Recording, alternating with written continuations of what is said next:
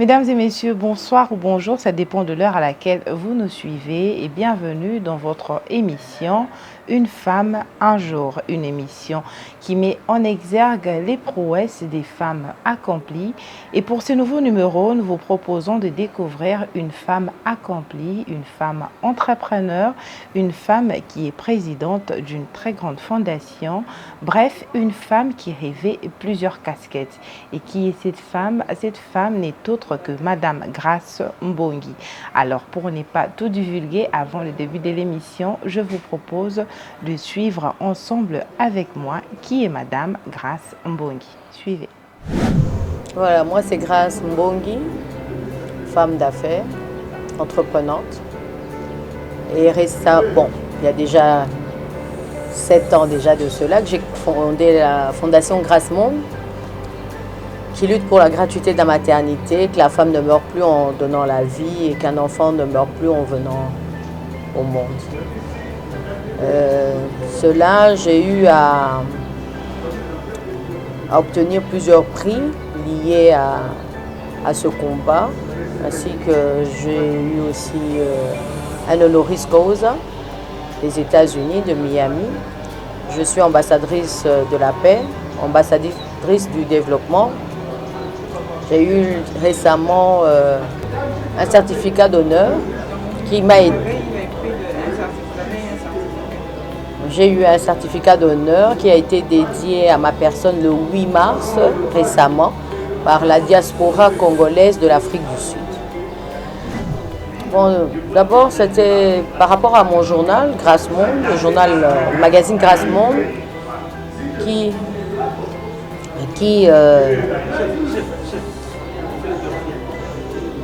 à travers ce magazine que j'ai pu découvrir cette problématique de la mère et de l'enfant qui m'a emmené à des enquêtes et j'ai découvert que la femme en RDC accouchait dans de très mauvaises conditions. Et non seulement ça, toutes les minutes, une femme décédée en accouchant. Ça, c'était en 2017, les rapports des Nations Unies. Et cela, je me suis rendu compte que c'était vraiment dû à cette maternité qui n'était pas dans les normes, qui, pour moi, c'est des salles de torture jusque-là, jusque maintenant.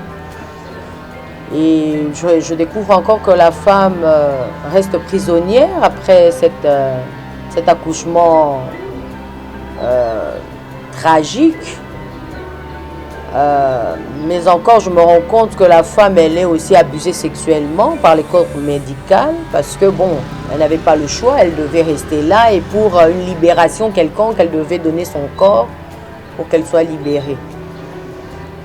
Et sinon, si elle décédait, son corps était encore retenu prisonnière dans une morgue.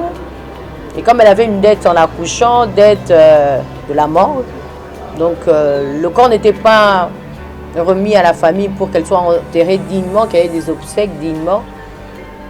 On l'a laissée à la morgue jusqu'à ce que l'État venait enterrer les invalides. Bon, on la prenait comme invalide, c'est-à-dire qu'elle n'avait pas droit à une tombe, un nom. Pour moi, c'était scandaleux. Pour moi, c'était un scandale. Même le plus grand criminel au monde a une tombe, un nom. Alors, je me suis décidée de me battre pour que ça s'arrête dans mon pays, que la femme arrête de souffrir cela, parce que je suis une mère, je suis une femme. Je me suis dit, Dieu merci que j'ai les petits moyens que j'ai, donc je peux accoucher dans des bonnes conditions, je peux prendre soin de moi. Je me suis dit, si j'étais née de l'autre côté, c'est-à-dire que c'est moi qui allais être retenue, j'allais être abusée, ou soit je serais décédée, mon corps sera retenu, ma famille ne pourra même pas faire un deuil parce que justement je suis morte dans ces conditions-là.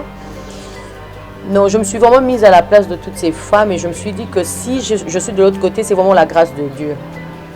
Mais qu'est-ce que je devais faire, étant que femme, pour mettre fin à cela? Parce que je me suis rendu compte que même la liberté que j'ai aujourd'hui, c'est d'autres femmes avant moi qui se sont battues. Il y a beaucoup de femmes braves comme Marie-Ange Lukiana, qui s'est beaucoup battue pour le droit de la femme, mais tant d'autres femmes que je peux citer encore dans notre pays, pour que la femme ait assez de droits, assez d'espace. Alors je me suis dit, qu'est-ce que je dois faire? Me taire, regarder, ou quand même essayer de porter ma petite voix et mes petits moyens afin que les choses changent. Et voilà, donc tout a commencé à partir de là et c'était pas facile. Je vous avoue que tout le monde n'était pas d'accord avec moi. Me disait, mais non, mais Grâce, quand une femme est enceinte, elle est responsable de sa grossesse ainsi que son partenaire. J'ai dit oui, dans la plupart des cas, mais il y a des femmes qui ne... Voilà. Et puis la grossesse, c'est naturel, c'est-à-dire qu'on peut la prévoir, on peut la planifier, mais comme on ne peut ne pas. J'avais même découvert qu'à l'Est, quand j'étais allée à Goma, Bukavu, pour libérer des mamans là-bas, j'ai trouvé qu'il y avait des femmes qui avaient 13 enfants, 14, il y avait même des dames qui avaient 16, 18 enfants. Je me suis intéressée, j'ai dit, mais pourquoi vous faites autant d'enfants? Qu'est-ce qui se passe? Vous n'avez rien et puis vous travaillez dans... Et ce qu'elles m'ont dit m'avait vraiment peiné. Elles m'ont dit, mais ce n'est pas de notre faute. Nos maris, ici, la culture, c'est que l'homme a plusieurs femmes. Et la seule façon de montrer que tu es toujours avec cet homme, que vous avez toujours des rapports, c'est en tombant enceinte. Donc les rivales tombent enceintes l'une après l'autre pour montrer que je suis toujours avec l'homme. Et c'est comme ça qu'elles arrivent à faire autant d'enfants. Alors je me suis rendu compte que le problème, ce n'était pas les femmes, c'était les hommes. C'est là où je dis le programme de la Fondation est vraiment large, elle est grande. Donc j'ai eu à faire vraiment le tour. Et j'ai des membres de la Fondation un peu partout dans la République. Donc chaque province a son problème spécifique. C'est-à-dire qu'il ne faut pas se dire qu'il y a un programme qui va aller... Non, chaque province a sa particularité. Il faut vraiment aller dans la source pour vraiment finir le problème. Et c'est sur ça que j'ai développé un grand programme qui normalement, si elle est exécutée, en tout cas, elle va prendre forme. Bon, là, elle est exécutée qu'à 10%. Donc, comme je disais, j'avais laissé que 10% à l'époque que j'ai vu le ministre de la Santé sortant actuel. Quand je l'ai rencontré avant qu'il soit ministre, je lui ai donné ce programme pour qu'il l'emporte au président de la République, pour justement qu'il soit ministre de la Santé, pour qu'il aide les mamans. Mais je lui avais que donné 10% du projet. Je voulais voir d'abord son honnêteté envers la Fondation et sa loyauté envers les mamans. Mais je me rends compte qu'aucune honnêteté n'a été envers la Fondation, aucune gratitude envers la Fondation. Le ministre actuel ne parle même pas de la Fondation. C'est comme si on n'existait pas. Lui, il vient du Canada, il trouve un travail fait par les femmes, un combat des femmes fait par la femme. Et monsieur se sert de ce combat, empoche de l'argent, mais ne se demande même pas ceux qui se sont battus, quels sacrifices ils ont eu à faire pour que lui trouve que le combat est sur la table. C'est bien dommage. J'ai vraiment beaucoup de tristesse envers cette personne parce que je me rends compte qu'il n'y a que l'argent qui l'a animé et non le souci de la femme. Et vraiment, c'est ça vraiment ma désolation dans ce dossier en fait. Non, mais c'est comme je disais, le président de la République doit vraiment passer au-delà de tout ça et me recevoir. Et comme ça, je vais lui dire ce que nous allons faire pour mettre fin à tout cela. Il y a moyen, parce que moi, j'ai fait ces recherches, c'est sur mon bureau. Donc, dès que ça sera fait, ben, on pourra se mettre au travail. En tout cas, j'ai vraiment beaucoup de peine pour ces femmes.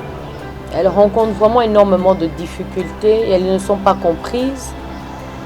Déjà, par rapport à ce que je vous ai dit, donc il y a un grand travail à faire. C'est des femmes vraiment qui vivent une violence qui n'a pas de mots. C'est vrai qu'il y a moyen de mettre fin à tout ça. Avec une bonne volonté. Il y a des gens qui ont vraiment le souci de mettre fin à cela. Il y a moyen de mettre fin à cela. Ce n'est pas impossible. Rien n'est impossible à celui qui croit en Dieu. Donc, je dirais seulement à ces femmes-là vraiment de s'accrocher à Dieu et à la prière, parce que c'est le seul qui peut leur sortir de là. Il n'y a personne qui pourra les aider mieux que Dieu. Vraiment, si elles prient, je sais qu'elles prient. Les femmes que j'ai rencontrées personnellement, c'est des femmes qui ont la foi en Dieu, qui croient en Dieu. Mais je pense qu'elles doivent rentrer plus en profondeur de la prière. Pas parce qu'elles ne prient pas assez, non. Parce qu'elles ont une grâce spéciale. Vous savez, dans toute lutte, dans toute souffrance, jaillit toujours des grandes choses. Moi, ce que je peux leur dire que Dieu a gardé des bonnes choses pour elle, mais elle doit tenir. L'Est, oui, elle est ce qu'elle est aujourd'hui, mais demain, ça peut s'arrêter. Et ces grâces-là vont leur revenir. Donc, qu'elles ne perdent pas espoir, mais qu'elles s'accrochent à la prière. C'est la seule chose que moi, je peux dire qui peut faire que les choses, la tendance change. Et vraiment, comme on dit, c'est une mère, c'est la mère qui éduque une nation. C'est la mère qui change les choses. C'est la mère qui met au monde ces hommes-là qui nous agressent aujourd'hui. Donc vraiment qu'elle va vers Dieu et qu'elle demande à Dieu de leur trouver une grâce particulière. Parce qu'elles ont une grâce particulière. Parce qu'après tout cela, je pense qu'elles ne seront plus comme toutes les femmes de la République. Elles seront des femmes vaillantes, des femmes qui ont passé vraiment un grand combat. Et moi, je leur demande vraiment de ne pas baisser les bras, qu'elles gardent la tête haute. C'est un exemple. Moi, je dis que l'Est, les femmes de l'Est, c'est des guerrières en fait. Parce que sans elles, cette partie serait déjà prise. Hein. C'est des guerrières. Elles ne s'en rendent pas compte, mais c'est des femmes braves, c'est des guerrières, c'est des femmes d'honneur qui doivent chacune avoir une grâce particulière que Dieu a mise en elles. Et qu'elles restent vraiment dans cette optique et dans la prière pour que cette grâce les atteigne. C'est le conseil que je peux leur donner. Bon, une femme incapable n'existe pas sur terre. Toute femme est dotée d'une capacité, d'une force que Dieu nous a mis naturellement. C'est-à-dire qu'une femme incapable, ça n'existe pas. Peut-être qu'elle ne s'est pas encore découverte. Peut-être qu'elle ne s'est pas encore comprise. Peut-être qu'elle n'est pas dans un milieu là où elle est favorable à se lancer dans l'indépendance ou dans ce qu'elle veut faire. Mais chaque femme, Dieu naturellement nous a donné cette capacité de vaincre tout. Comme on arrive à faire tout ce que les hommes font, mais ce que les hommes n'arrivent pas à faire, tout ce que la femme fait. C'est-à-dire que toute femme, là où elle est, et tu es capable de faire ce dont tu as envie ou ce dont Dieu t'a inspiré. Dis-toi que l'impossible n'existe pas. Si moi je m'étais dit que la gratuité de la maternité était impossible, comme tout le monde était venu me convaincre dans mon bureau, me dire non, laisse, c'est un combat perdu d'avance, ça ne sert à rien. Je pense qu'aujourd'hui, même le peu de pourcentage qui reçoit cette libération, cet essoufflement, n'aurait même pas ça. Donc moi je pense que toute femme est capable d'arriver quelque part. C'est la volonté, mais il faut craindre Dieu.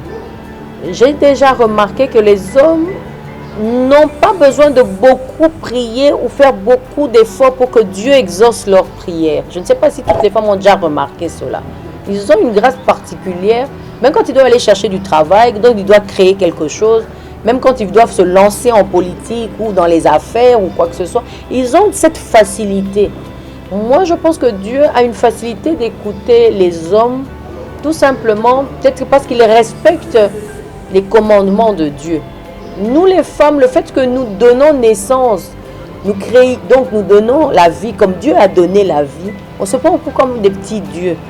Et on ne craint pas Dieu comme les hommes. Les hommes ont une crainte de Dieu plus que nous, les femmes. La femme a un petit arbre. Moi aussi, j'ai donné vie. Hein. Dieu a créé l'homme et la femme, mais moi aussi, je donne naissance à l'homme et à la femme. Donc, on a un peu cet orgueil-là de naissance et ça nous fait perdre l'onction de Dieu, en fait. Parce que Dieu n'aime pas qu'on soit à son égal. Il faut rester un être humain. Et je pense que c'est ça peut-être le problème de la femme. On ne prie pas assez. Et on se dit toujours que non, l'homme va faire.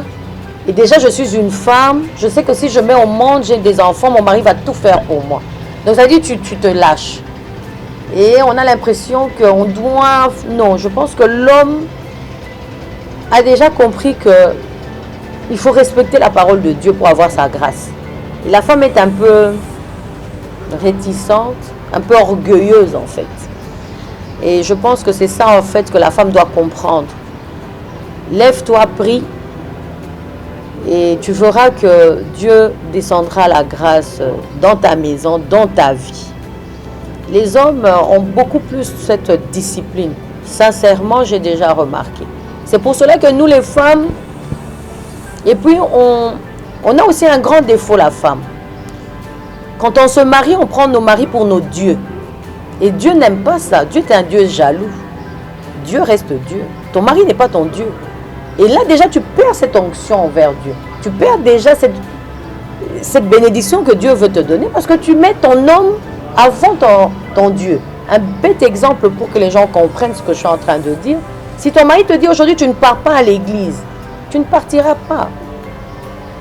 Parce qu'il te dit, non, reste, fais-moi ça, ça, ça. Donc, c'est-à-dire, tu laisses ton culte pour obéir à ton mari. Et ça, Dieu n'aime pas ça. Mais jamais un homme, c'est rare les hommes que sa femme va lui dire, ne va pas à l'église, reste avec moi. Vous imaginez ce pourcentage d'hommes qui va se dire, moi, je ne vais pas aller adorer mon Dieu pour toi. C'est une femme, voilà. Là, déjà, tu sais là où on va te classer. Donc, c'est ce pourcentage d'hommes qui va se dire, je ne vais pas aller prier, parce que ma femme m'a demandé de m'asseoir.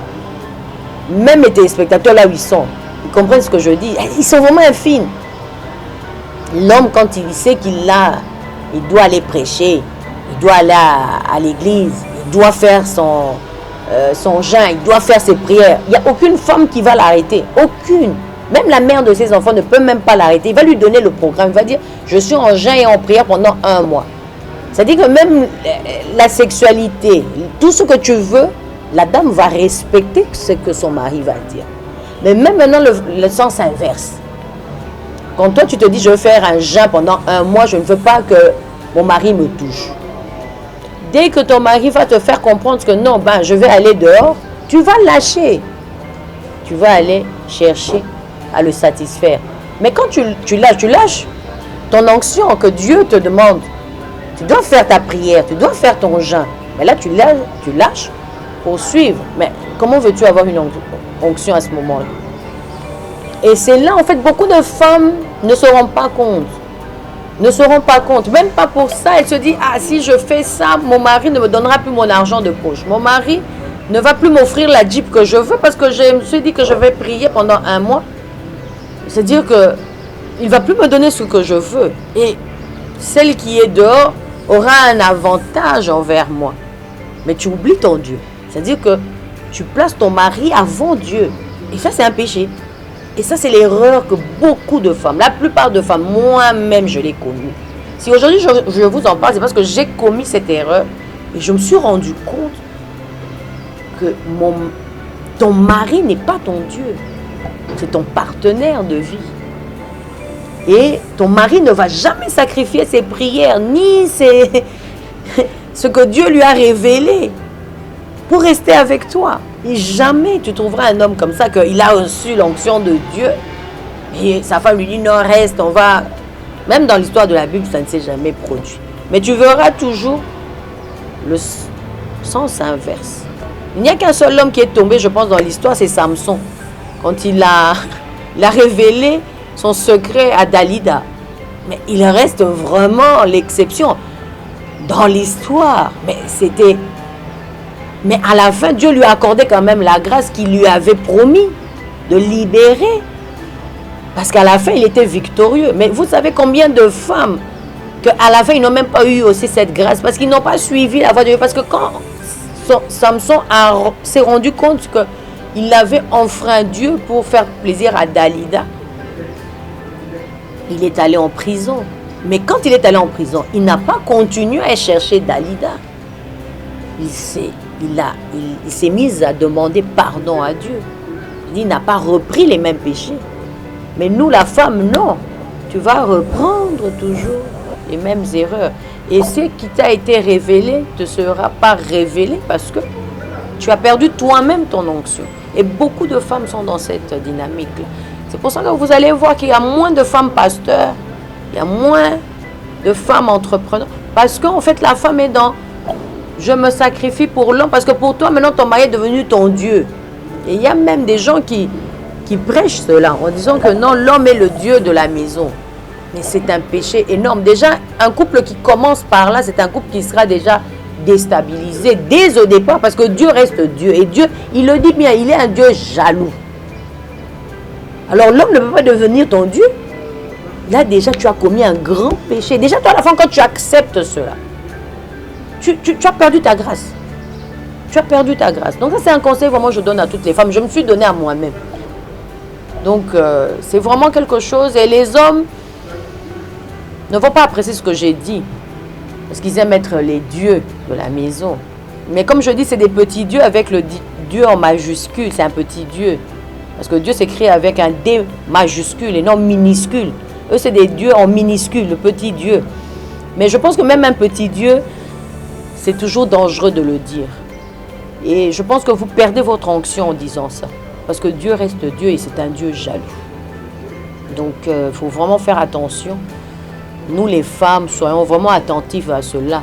Nos grâces nous se perdent comme ça. Ton mari est ton partenaire de vie, et ton ami, et ton frère. Mais il n'est pas ton Dieu, ni ton maître. Si tu es dans ce genre de relation, tu es très mal parti. Et tu perds ton onction envers Dieu. Voilà, chers téléspectateurs, vous venez de découvrir ensemble avec moi Madame Grace Mbongi, qui est présidente de la fondation Grace Monde, une fondation qui s'occupe essentiellement des femmes et surtout en matière avec la gratuité de la maternité. Vous avez suivi le combat que Madame Grace est en train de mener afin que plusieurs femmes aient accès aux soins de santé. C'est une initiative à encourager et pourquoi pas à promouvoir. Elle se bat pour les femmes, non seulement à Kinshasa, mais aussi sur toute l'étendue de la République démocratique du Congo. Voilà, c'est tout pour cette émission. Je vous retrouve très prochainement avec cette fois-ci une nouvelle femme encore à découvrir sur Montico Télévision, une pensée en écrit. Au revoir.